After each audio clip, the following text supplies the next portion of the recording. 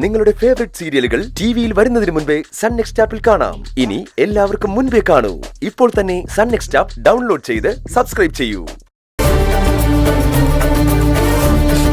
ഞാൻ ഇറങ്ങട്ടെ. ഞാൻ പ്രത്യേകിച്ച് നിന്നോടൊന്നും പറയുന്നില്ല. നിന്നെ ഒരു കൂട്ടുകാരിയായിട്ട് കിട്ടിയത് എന്റെ ഭാഗ്യം. ഞാൻ ഇറങ്ങട്ടെ ഏട്ടാ.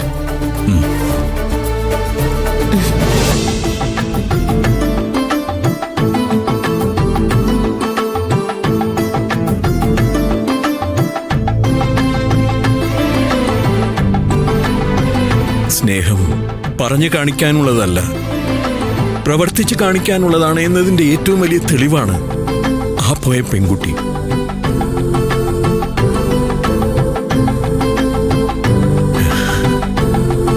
മോളെ നന്ദിനി, നീ പൂജാമുറി പോയി വിളക്ക് കത്തിക്കാൻ.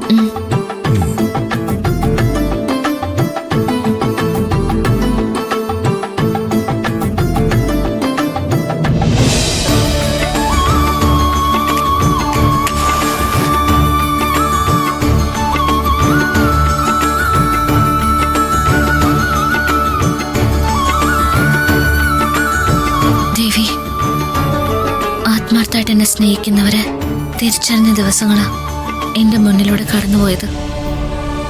ഈ ജന്മം മുഴുവൻ എനിക്ക് അവരോട് കടപ്പാടുണ്ടാവും.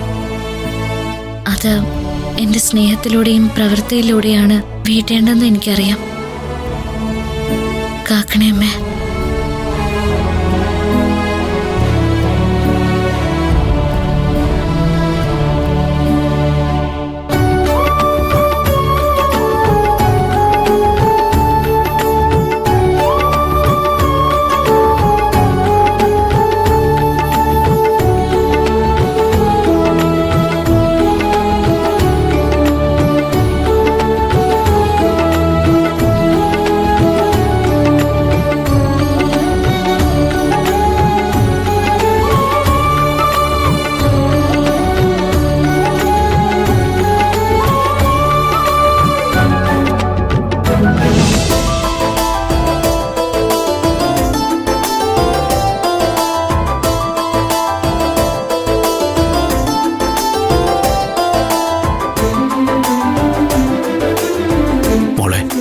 അച്ഛനിനി വീട്ടിലേക്ക് വയ്ക്കോട്ടെ. കാർത്തൂനെയും പിച്ചുവിനെയും കൂട്ടി അമ്പലത്തിലൊന്ന് പോണം. നിനക്ക് വയ്യാണ്ട് കിടക്കുമ്പോ ഞങ്ങളെ കൊണ്ടൊന്നും സാധിച്ചില്ലെങ്കിലും ഇതിന്ന് വിടുതൽ തന്ന ദേവിയോട് കൈകൂപ്പി ഒന്ന് നന്ദി പറയണ്ടേ. മുൻപൊക്കെ അച്ഛനെ കാണുമ്പോ ഞാൻ എന്തെങ്കിലുമൊക്കെ പരാതി പറഞ്ഞിട്ടുണ്ട്. പക്ഷെ ഇനി അങ്ങനെ ഉണ്ടാവില്ല.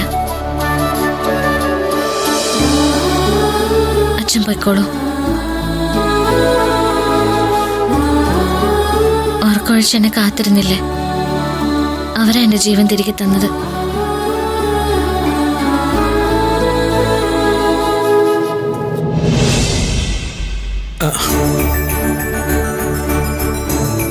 മോളെ, നിന്നെ ഈ വീട്ടിലേക്ക് കൂട്ടിക്കൊണ്ടുവരുമ്പോ നിന്റെ അച്ഛനോട് ഞാൻ പറഞ്ഞിരുന്നു, എന്റെ മകന്റെ ഭാര്യയായിട്ടാണ് ഞാൻ നിന്നെ കൊണ്ടുപോകുന്നത്, അവൻ നിന്നെ നല്ലോണം നോക്കിക്കൊള്ളുമെന്ന്.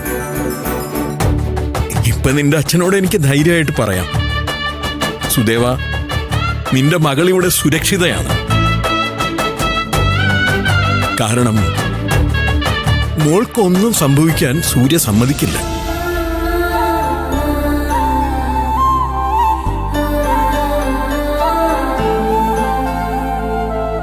സാറേ, എന്റെ മോള് ഭാഗ്യം ചെയ്ത പെണ്ണ.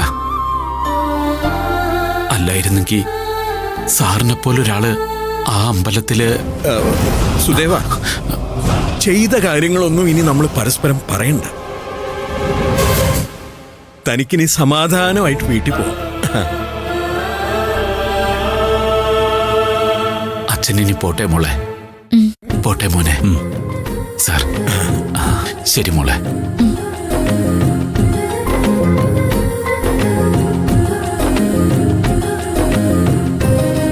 അച്ഛാ, ഇനി നന്ദിനിക്ക് കുഴപ്പമൊന്നുമില്ലല്ലോ. എന്തും കഴിക്കാലോ, എവിടേക്ക് ഇറങ്ങി നടക്കാലോ അല്ലേ? ഒരു കുഴപ്പമില്ലടാ. എന്ത് വേണമെങ്കിലും ആവാം.